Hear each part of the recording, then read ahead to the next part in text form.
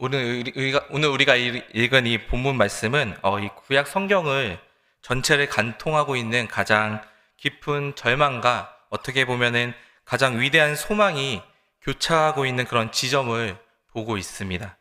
우리가 구약 성경, 특별히 이 선지서들을 읽다가 보면은 때로는 깊은 절망감과 또한 영적인 피로감을 느낄 때가 있습니다. 하나님께서는 인간을 구원하시려는 그 계획을 가지시고 이 수백 년에 걸쳐서 끊임없이 당신의 종인 이 선지자들을 보내십니다. 그리고 그들을 통해 말씀하시고 또한 깨우치시고 그리고 돌아오라고 애원하시면서 눈물로 호소합니다. 그런데 이스라엘 백성들은 어떻습니까? 그들은 목이 곧고 마음이 완고한 사람들이기 때문에 이 하나님이 선지자를 보내시면 그 선지자들의 말을 듣지 않고 또한 그 말을 거절하고 또한 핍박하며 심지어 그들을 죽이기까지 했습니다. 예레미야는 이 눈물의 선지자가 되어서 내 백성이 두 가지 악을 행하였다라고 울부짖은 것을 볼 수 있고, 이사야는 이 백성들의 귀가 닫혀버린 그런 절망적인 사명을 감당해야 했습니다. 그래서 우리가 구약 성경 이 39권을 덮으면서 마주하게 되는 결론이 하나 있는데, 결론은 아마 이것일 것입니다. 인간의 가능성으로는 구원을 받을 수 없구나. 구원이 불가능하구나. 다시 말해서 인간의 선행, 인간의 노력, 그리고 인간의 종교적 열심으로는 도저히 하나님께 닿을 수 없다라는 처절한 깨달음을 얻게 된다라는 것입니다. 구약 성경의 역사는 마치 이 사탄의 방해가 완전히 성공한 것 같이 어둡고 무거운 그림자를 들이웁니다.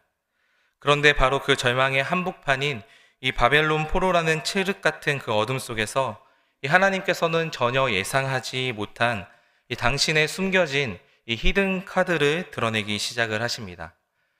그것은 바로 하나님이 직접 보내시는 이전의 선지자들과는 차원이 다른 바로 이 여호와의 종이 등장한다라는 것입니다.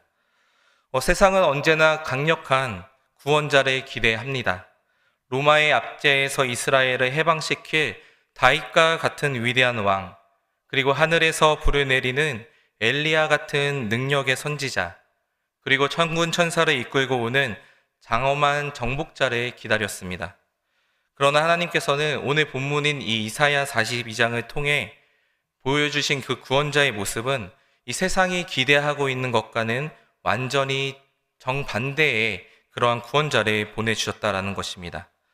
하나님께서는 그는 외치지 아니하며 목소리를 높이지 아니하며 상한 갈대를 꺾지 아니하며 꺼져가는 등불을 끄지 아니한다라고 말씀하십니다. 이것은 세상의 방식이 아닌 하나님의 방식입니다. 이 종은 고난받는 종의 모습으로 오시지만 그를 통해 이 사탄의 마귀의 모든 계력이 완전히 박살날 것입니다. 오늘 우리는 이 위대한 종인 곧 우리 주 예수 그리스도의 모습을 우리가 거울 삼아서 하나님께서 지금까지 이 시대에 찾으시는, 그리고 지금 이 시대에 찾으시는 쓰임받는 종의 모습이 무엇인지 우리가 깊이 묵상하기를 원합니다. 이 종의 모습 속에 담긴 조용한 권능과 또한 무너지지 않는 소망이 오늘을 살아가는 저와 여러분의 삶의 방식이 되기를 소망합니다. 하나님이 쓰시는 종의 첫 번째 모습은 1절 상반절에 나옵니다. 내가 붙드는 나의 종, 내 마음에 기뻐하는 자, 곧 내가 택한 사람을 보라 라고 이야기합니다. 여호와 하나님께서 쓰시는 종의 가장 첫 번째 자격은 바로 그의 능력이나 재능, 또한 배경이 절대 아니다라는 사실입니다. 그가 하나님께 붙들려 있다라는 사실 그 자체인 것입니다. 이 붙든다라는 말은 단순한 지지나 그런 응원이 아닙니다.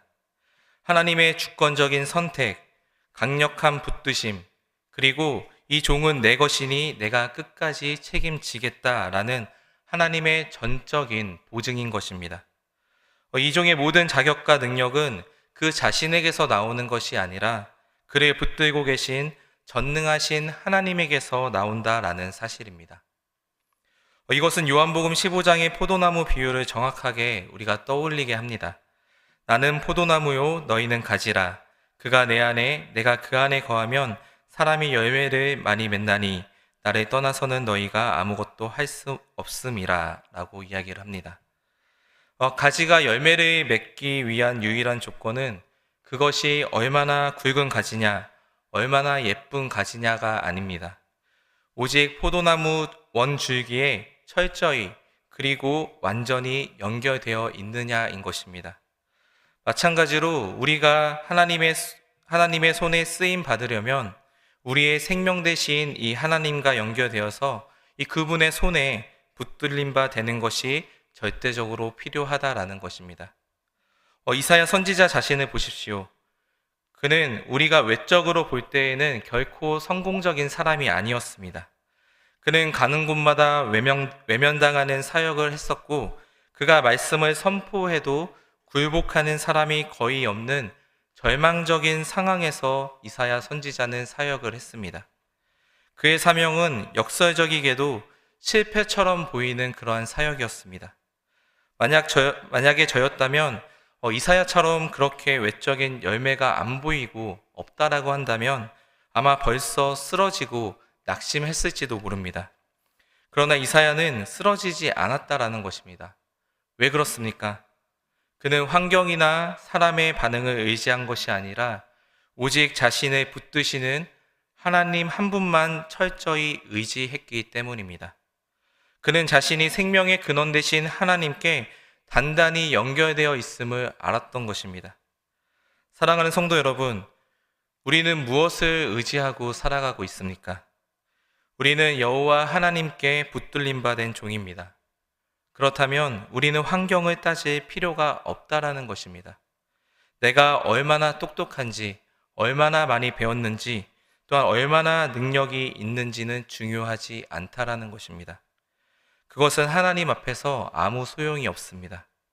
우리는 그저 그릇일 뿐인 것입니다. 그릇의 가치는 금그릇인지 흙그릇인지가 아닙니다. 그 안에 무엇을 담고 있느냐로 그 그릇이 결정된다라는 사실입니다. 모세의 손에 들려 있었던 마른 막대기를 생각해 보십시오. 그것은 광야에 굴러다니는 흔한 나무 막대기에 불과했습니다. 그러나 그 막대기가 전능하신 하나님의 손에 붙들림 바 되었을 때에 그것은 홍해를 가르고 또한 반석에서 물을 내는 하나님의 전능하신 지팡이가 되었습니다. 중요한 것은 내가 지금 하나님의 손에 붙들려 있는가, 그렇지 않은가라는 사실입니다. 사울왕이 이 비참한 진실을 저와 여러분에게 보여줍니다. 그가 하나님의 손에 붙들려 겸손히 순종할 때는 이스라엘의 위대한 구원자였습니다.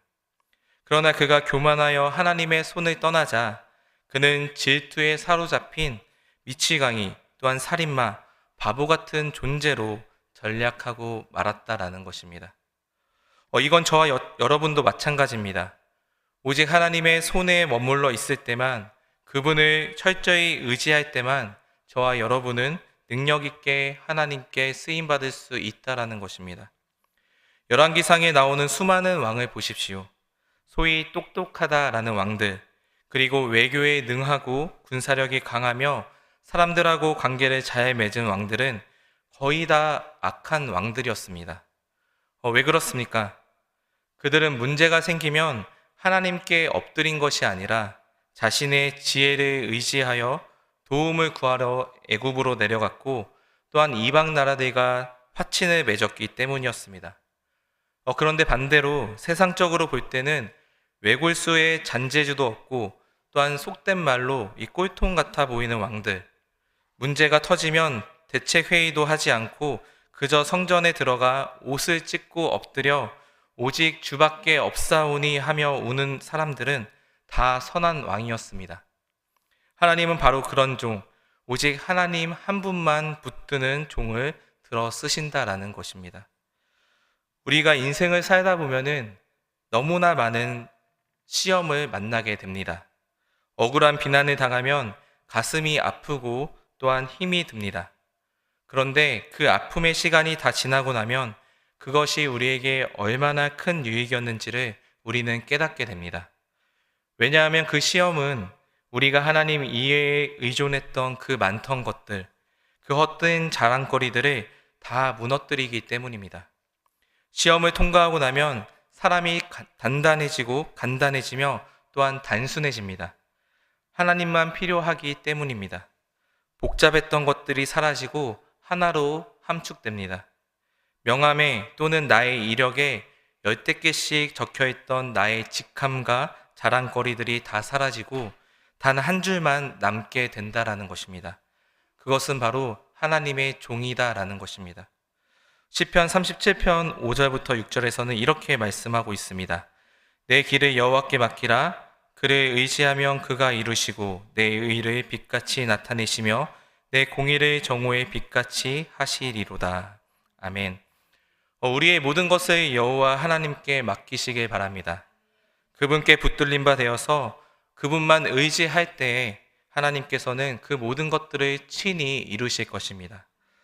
두 번째로는 하나님은 자신을 낮추고 하나님께 영광 돌리는 겸손한 종을 사용하십니다. 하나님께 철저히 붙들린 이 종은 어떠한 방식으로 일을 하겠습니까? 그 손길의 방식은 어떠합니까? 오늘 본문 2절이 이야기를 해줍니다. 우리가 2절 함께 읽도록 하겠습니다. 그는 외치지 아니하며 목소리를 높이지 아니하며 그 소리를 거리에 들게 하지 아니하며. 아멘. 이 말씀은 하나님의 종이 자기 가시를 하는 종이 아니다라는 것을 분명히 말해주고 있습니다. 고대 세계에서 왕이나 정복자가 행차할 때에 혹은 자신의 업적을 가시할 때는 언제나 요란한 뿔나팔 소리와 함께 거리를 행진하면서 목소리를 높였습니다. 사람들에게 자신의 위대함을 알리고 굴복을 요구했습니다. 그러나 하나님의 완벽한 종이신 예수님은 그러한 방식을 사용하지 않았다라는 것입니다. 그분의 사역은 떠들썩한 자기 선전이나 가시하는 거리가 멀었습니다. 그분은 이 땅에 섬김을 받으러 온 것이 아니라 섬기러 오셨기 때문입니다. 하나님의 종인데 그 큰 소리 칠 것이 무엇이 있겠습니까? 목소리를 높이고 북치고 장구치며 자기 자랑을 늘어놓는 사람들은 거의 다 바리새인들이었습니다. 그들은 회당의 높은 자리와 시장에서 문안받는 것을 좋아했으며 자신의 의로움과 경건을 사람들에게 드러내는데 아주 능숙한 사람들이었습니다. 그러나 하나님의 능력은 놀랍게도 가리면 가릴수록 그리고 은밀하면 은밀할수록 더욱 강력하게 드러나게 되어 있다라는 것입니다. 예수님의 사역을 한번 살펴보십시오. 그분은 수많은 기적을 행하신 후에 종종 아무에게도 알리지 말라라고 경고하셨습니다. 그분의 나라는 세상의 나라처럼 소란스러운 방식이 아니라 십자가에서 죽으심이라는 가장 조용하고 가장 무기력해 보이는 겸손과 섬김을 통해 임했다라는 사실입니다. 영국 런던의 웨스트민스터 사원에 가면은 신라건을 쓴 존 밀턴의 흉상이 있다라고 합니다. 그런데 그 흉상 밑에 서명을 보면은 정작 위대한 작가 존 밀턴에 대한 설명은 신라건의 작가 존 밀턴 단 한 줄뿐이다라고 합니다. 반면에 그 밑에 그 흉상을 세운 이 윌리엄 벤손이라는 사람에 대해서는 무려 33개의 단어로 그 업적을 잔뜩 써놓았다라고 합니다. 사람들은 윌리엄 벤손이 누구인지 알지 못합니다. 별것도 아닌 흉상 하나 세운 사람은 자신을 33개의 단어로 드러내고 정작 모두가 알고 싶어 했던 밀턴은 한 줄로 끝나는 이 아이러니가 바로 우리의 모습은 아닌지 생각해 보기를 원합니다. 이것은 교회 안에서도 마찬가지입니다. 사람들의 눈에 띄는 자리, 앞에 나서는 자리는 늘 넘치고 많이 있습니다. 그러나 뒤에서 묵묵히 돕고 섬기는 자리는 힘들다고 그 자리를 기피합니다. 하지만 하나님의 일에는 높고 낮음이 없다라는 것입니다. 우리가 가져야 할 자세는 오직 하나입니다. 나는 죽고 우리가 증거하는 예수님만 높이는 것에 있습니다. 일할 때는 돌쇠처럼 우리가 땀 흘려 일을 해야 하고 모든 영광은 하나님께 돌리는 사람이 되어야 한다라는 사실입니다. 이것이 바로 사도 바울의 위대한 고백입니다. 사도 바울은 갈라디아서 2장 20절 상반절에서 이렇게 고백을 합니다. 내가 그리스도와 함께 십자가에 못 박혔나니 그런즉 이제는 내가 사는 것이 아니요 오직 내 안에 그리스도께서 사시는 것이라. 아멘. 이것이 바로 성도의 진짜 모습입니다.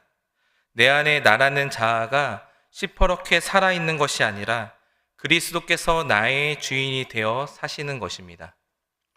나의 이름이 아니라 이 그리스도의 이름을 높이고 나의 영광이 아니라 이 그리스도의 영광을 위해 살아가는 존재, 그것이 바로 성도이다라는 사실입니다.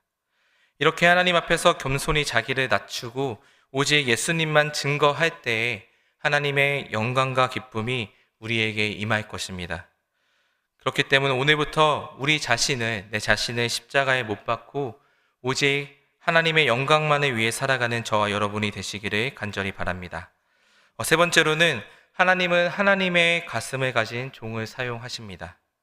그렇다면 하나님께 붙들려 이 겸손의 방식으로 일하는 이 종의 궁극적인 목적은 무엇입니까?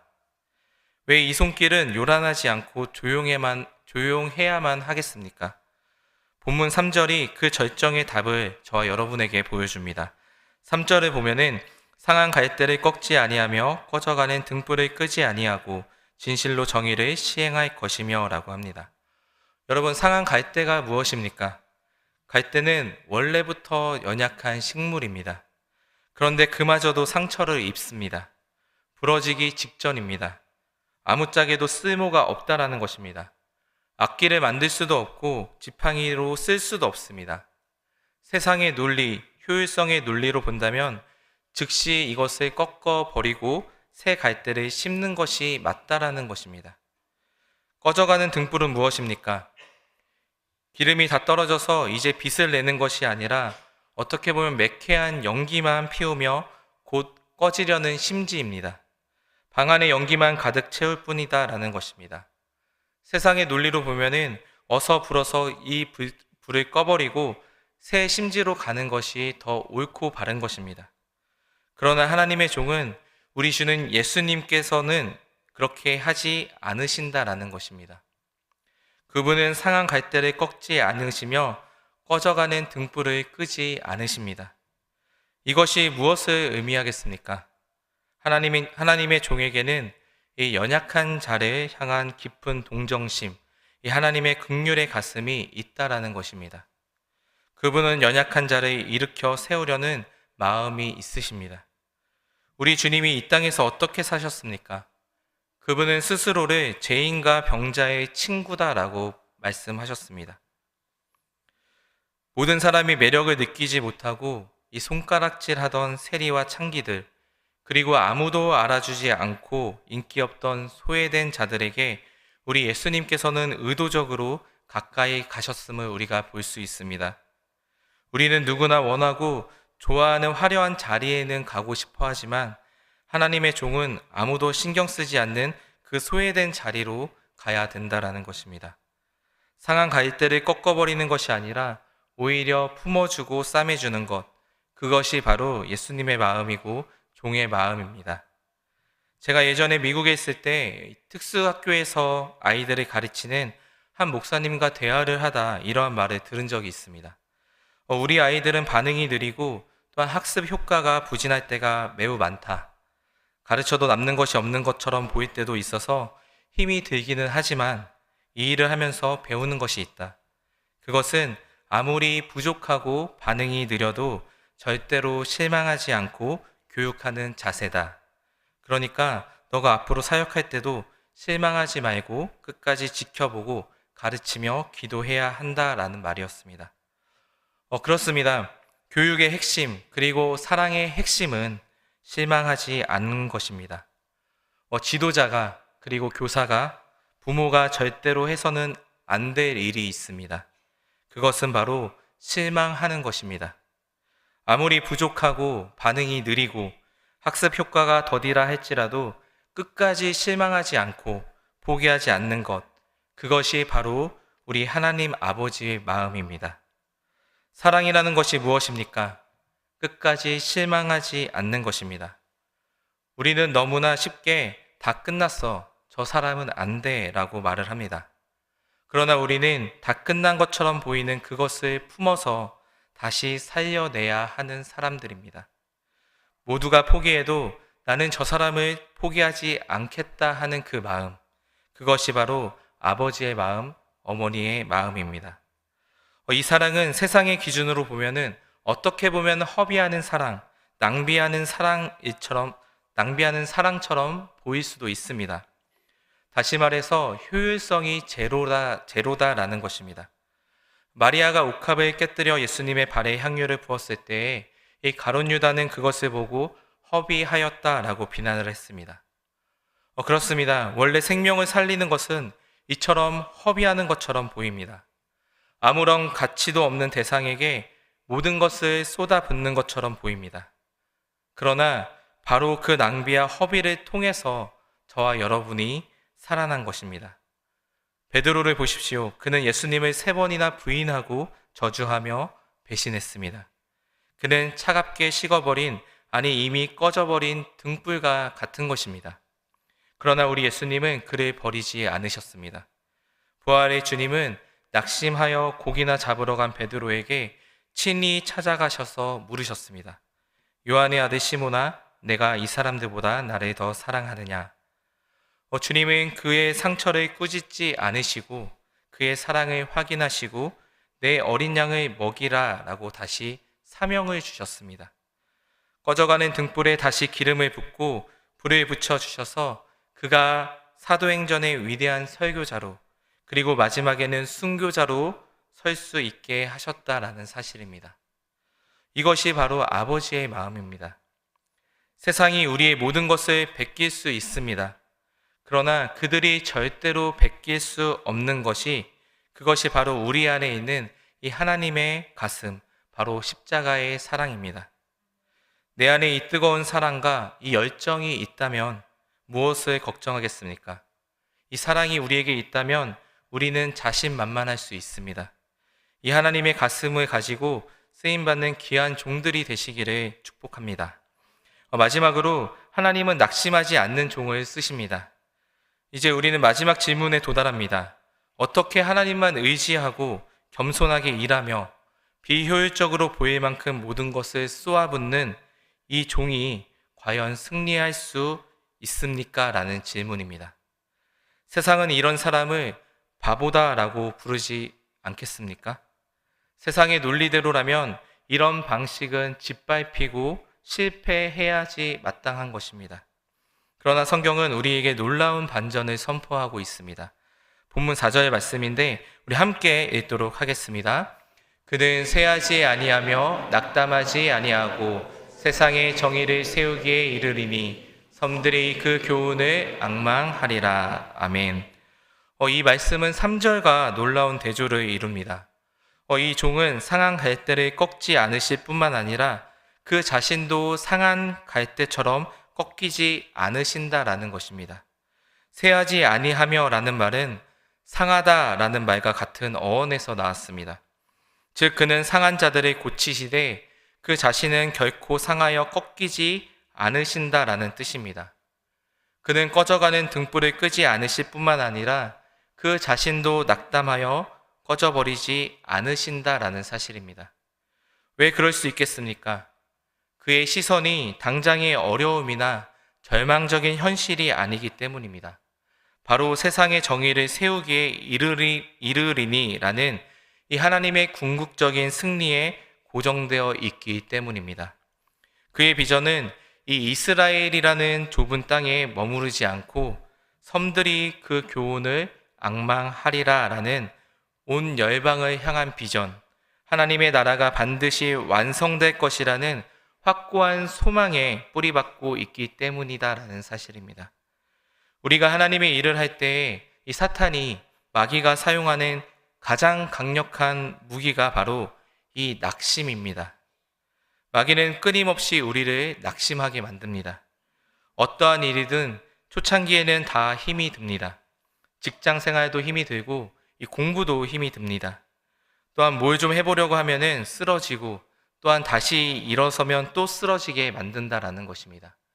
그리고 우리가 무엇을 하든지 또한 영어 단어를 외우든지 10개를 외우면 9개를 잊어버리는 것 같아 낙심이 되기도 한다라는 겁니다. 그런데 이 초반의 낙심만 잘 넘기면 됩니다. 계속하면 된다라는 것입니다. 우리에게 낙심이 될 때에 우리가 해야 할 일은 그 자리에서 주저앉는 것이 아니라 다시 엎드리는 것입니다.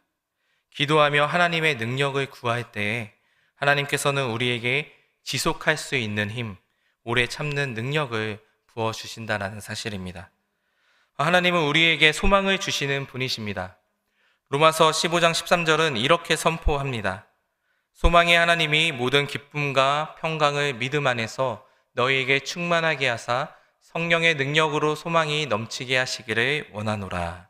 아멘. 놀라운 영적 선순환이 여기에 있습니다. 우리가 소망의 하나님을 구할 때에 하나님은 우리에게 기쁨과 평강을 주십니다. 그러면 그 기쁨과 평강이 우리 안에서 또다시 더 큰 소망이 되어진다라는 사실입니다. 소망이 있으니 기쁘고 기쁘니 또 소망이 넘친다라는 사실입니다. 하나님께 쓰임받는 종의 모습은 이처럼 낙심 없고 소망이 있는 모습입니다. 아무리 절망적인 상황에 빠져 있고 지금 당장 내가 믿고 의지할 만한 것이 하나도 없어 보여도 전능하신 하나님이 나의 하나님이시다라는 이 사실 하나만으로도 우리는 다시 한번 소망을 가질 수 있게 된다라는 것입니다. 이 무너지지 않는 소망을 가지고 항상 승리하는 믿음의 종이 되기를 바랍니다. 말씀을 맺겠습니다. 오늘 우리는 하나님이 쓰시는 이 4가지 모습을 살펴보았습니다. 하나님께 철저히 붙들린 의지의 손길입니다. 그리고 자신을 낮추고 외치지 않는 겸손의 손길입니다. 그리고 상한 자를 품어 안는 긍휼의 손길입니다. 마지막으로 결코 낙심하지 않는 소망의 손길입니다. 사랑하는 성도 여러분, 이 4가지 모습은 이 땅에 오신 완벽한 종, 바로 우리 주 예수 그리스도의 모습입니다. 우리는 스스로 우리의 모습을 돌아볼 때에 이와는 정반대임을 고백할 수밖에 없습니다. 우리는 하나님보다 세상을 의지하려 하고 하나님보다 나를 드러내려 하며 하나님의 가슴이 아닌 이 차가운 효율성의 마음을 가졌습니다. 그리고 너무나 쉽게 낙심하며 그 자리에 주저앉습니다. 우리야말로 스스로의 죄와 연약함으로 인해서 부러지기 직전인 상한 갈대고 믿음의 빛을 잃고 연기만 피우고 있는 꺼져가는 등불과 같은 존재다라는 것입니다. 그런데 감사한 것은 이 완벽한 종이신 예수 그리스도께서 바로 우리 같은 상한 갈대요 꺼져가는 등불을 위해서 이 땅에 오셨다라는 사실입니다. 그분은 우리를 꺾지 않으시고 오히려 자신이 친히 상한 갈대처럼 십자가에서 꺾이시고 꺼져가는 등불처럼 십자가에서 생명을 다하셨습니다. 그분은 새하지 않고 낙담하지 않으셔야 했지만 우리의 죄 때문에 십자가에서 엘리 엘리 라마 사박다니 절규하시며 새하고 낙담하는 죽음을 맛보셨습니다. 그 결과 자격 없는 우리가 예수 그리스도 안에서 하나님의 자녀라 불리게 되었고 이제는 그분의 종으로 이제 부름받게 되었다라는 것입니다. 이제 하나님은 그 완벽한 종에게 부어주셨던 그 나의 영, 그것을 바로 성령을 우리에게도 부어주셨다라는 것을 믿으시기 바랍니다. 얼마 전에 우리는 새생명 전도잔치를 치렀습니다. 많은 분들이 눈물로 품었던 태신자들을 맞이하며 또한 뜨겁게 찬양하고 기도했습니다. 하지만 이제 잔치는 끝났습니다. 이제 중요한 것은 우리의 일상입니다. 잔치가 끝난 월요일, 화요일, 우리가 매일 매주 하는 삶의 현장에서 우리는 어떻게 하나님의 종으로 살아갈 것인가 하는 것입니다. 우리의 사명은 특별한 행사에 있지 않고 일상의 삶 속에 있습니다. 우리의 사명은 우리가 만난 이 예수님의 초상화를 우리의 삶으로 그려내는 것입니다. 가정에서 그리고 직장에서 위기를 만났을 때에 이 세상의 방식이 아닌 오직 하나님만 의지하는 삶을 살 수 있기를 소망합니다. 여러분이 성공하고 인정받을 때에 나를 높이지 않고 오직 그리스도만 높이는 겸손한 통로가 되시기를 바랍니다. 여러분의 공동체 안에서 상처받고 쓰러져가는 그 상한 갈대 같은 지체가 보일 때에 그를 꺾어버리는 날카로운 비판자가 아니라 그를 품어안는 하나님의 가슴을 가진 긍휼의 위로자가 될 수 있기를 소망합니다. 그리고 모든 것이 끝난 것처럼 보이는 절망의 순간에도 승리하실 하나님만을 바라보면서 낙심하지 않는 소망의 증인이 되시길 소망합니다. 이것이 바로 조용한 권능이며 이것이 바로 무너지지 않는 소망입니다. 예수님의 성품으로 주님께 영광 돌리며 또한 우리의 일상의 삶에서 승리하는 저와 여러분들이 되시기를 우리 주 예수 그리스도의 이름으로 축복합니다.